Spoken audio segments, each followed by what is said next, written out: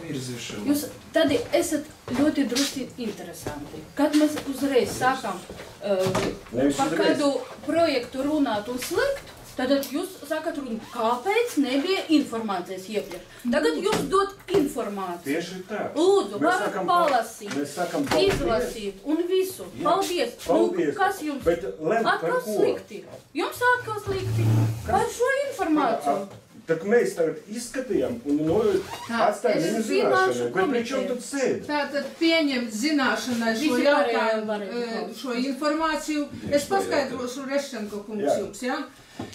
Mēs uzsāksim strādāt pie šī projekta, ja? Tātad līgumu veidosim visu, tad jūs pateiksiet, ne, mums nevajag šo.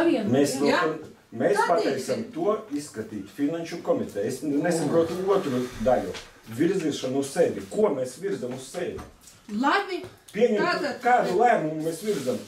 Sadarboties, piekrist, nepiekrist.